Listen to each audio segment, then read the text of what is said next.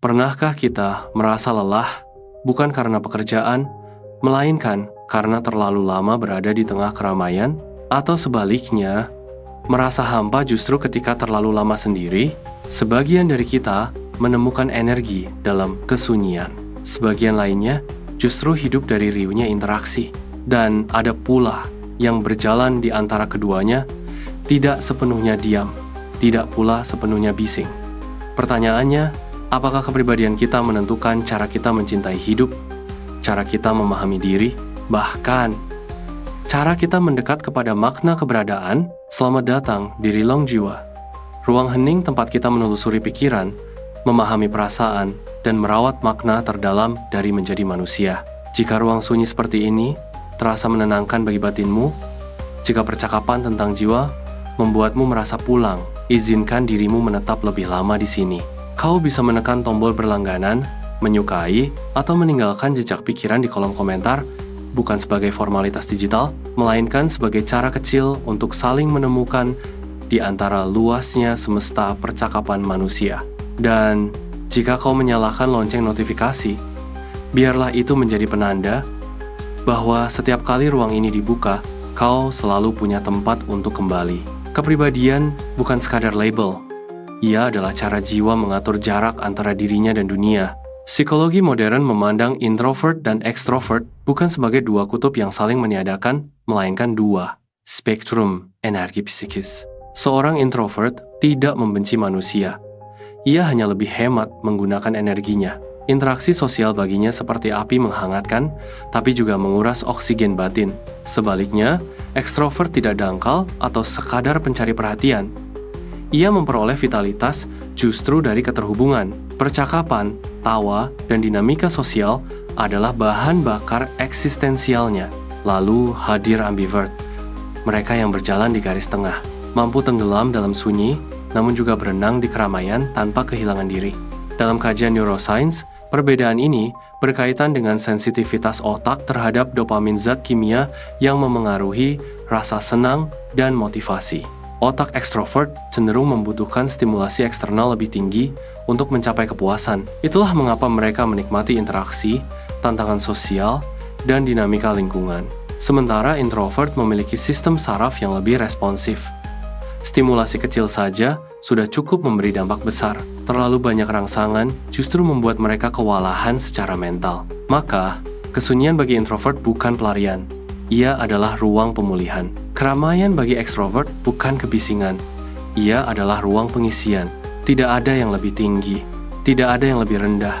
Yang ada hanyalah perbedaan cara jiwa bernapas. Menariknya, jika kita renungkan dalam perspektif spiritual, manusia memang diciptakan beragam. Ada yang kuat dalam tafakur merenung, menyendiri, menyelami makna. Ada pula yang kuat dalam silaturahmi mengikat, menguatkan, menebar pengaruh sosial. Keduanya memiliki jalan kebajikan masing-masing. Kesunyian bisa melahirkan kebijaksanaan. Keramaian bisa melahirkan kebermanfaatan.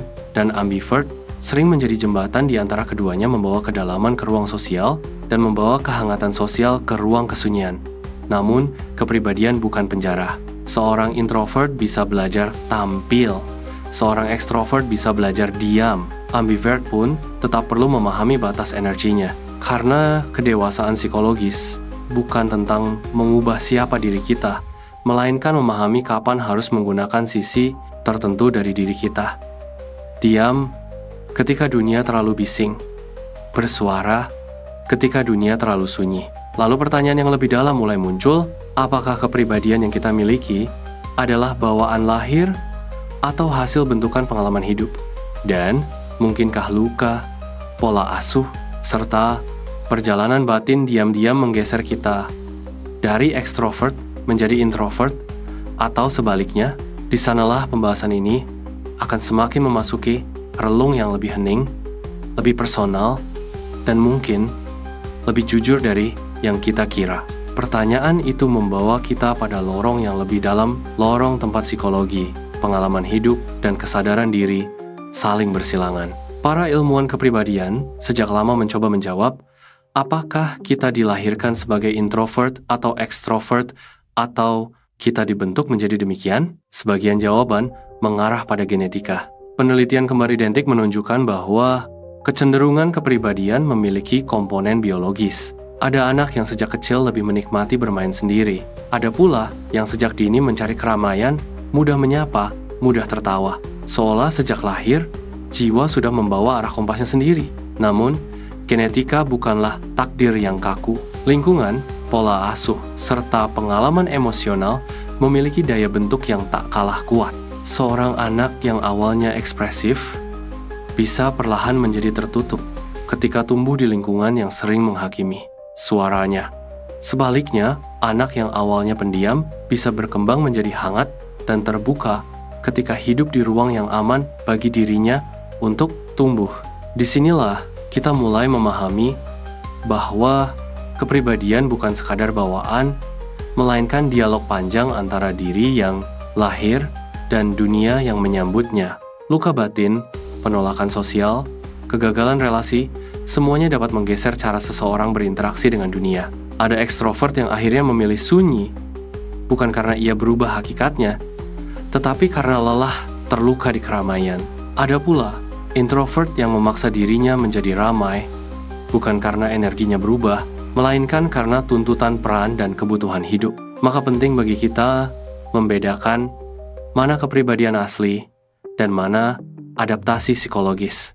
Karena tidak semua diam adalah introversi.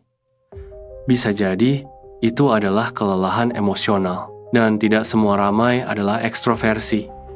Bisa jadi itu adalah mekanisme bertahan dari rasa sepi.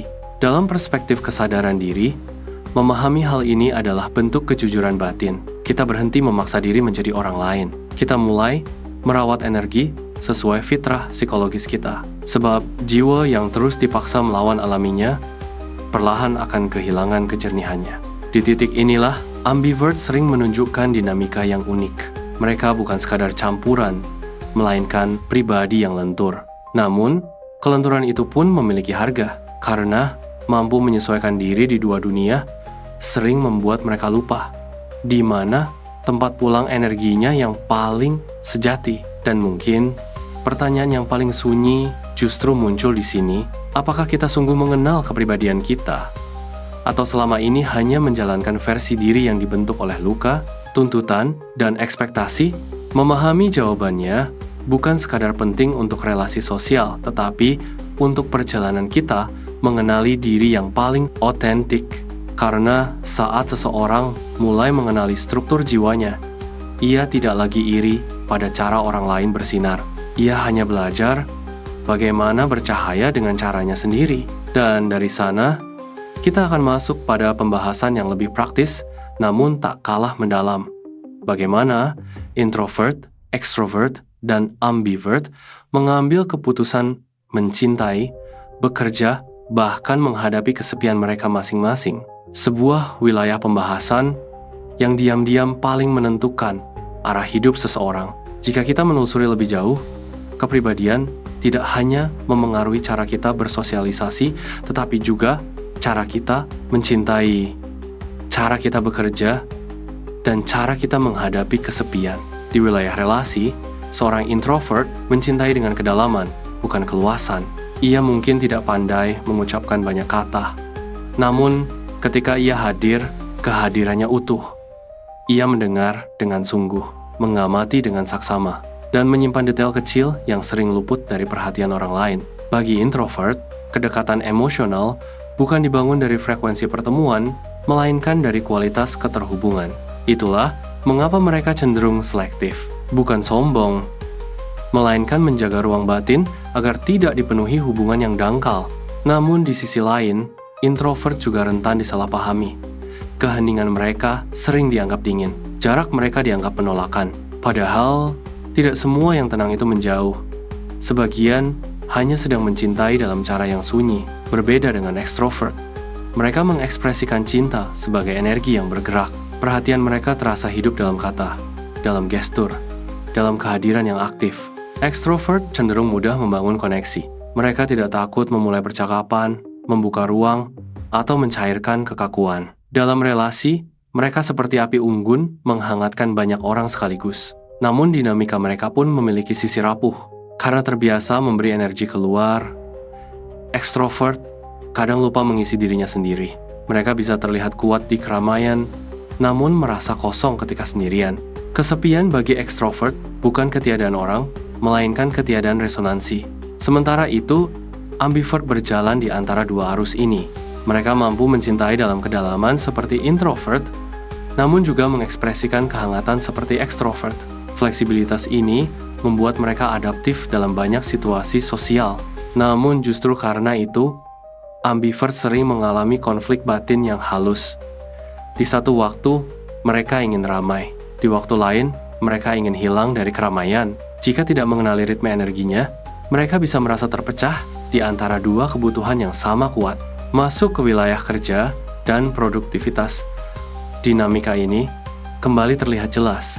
Introvert cenderung optimal dalam ruang fokus yang tenang. Mereka kuat dalam analisis, perenungan, dan pekerjaan yang menuntut kedalaman berpikir. Ekstrovert unggul dalam dinamika tim, negosiasi, komunikasi, dan situasi yang menuntut respons cepat. Ambivert, sekali lagi, berada di tengah. Mereka bisa bekerja sendiri, namun juga mampu bersinar dalam kolaborasi. Tidak ada tipe yang lebih unggul. Yang ada hanyalah kesesuaian antara struktur kepribadian dan lingkungan yang dijalani. Karena ketika seseorang bekerja berlawanan dengan ritme jiwanya, yang muncul bukan produktivitas, melainkan kelelahan eksistensial. Dan akhirnya, kita tiba di wilayah yang paling sunyi, kesepian. Introvert bisa sendiri tanpa merasa sepi, karena pikirannya adalah ruang dialog yang hidup. Extrovert bisa dikelilingi banyak orang, namun tetap merasa tak terhubung. Ambivert dapat merasakan keduanya dalam intensitas yang bergantian. Di titik ini kita mulai memahami bahwa kesepian bukan soal jumlah manusia di sekitar kita, melainkan soal kedalaman keterhubungan yang kita rasakan. Maka, mengenali kepribadian bukan sekadar wacana psikologi, tetapi bekal eksistensial. Ia membantu kita memilih cara mencintai tanpa kehilangan diri, cara bekerja tanpa menguras jiwa, dan cara berdamai dengan sepi tanpa merasa hampa. Namun, pembahasan ini belum selesai karena ada satu lapisan yang sering luput disadari, bagaimana dunia modern media, sosial, tuntutan citra diri, dan budaya pencapaian perlahan mengaburkan kepribadian asli kita, membuat introvert merasa harus ramai, ekstrovert merasa harus selalu kuat, dan ambivert kehilangan kompas dirinya.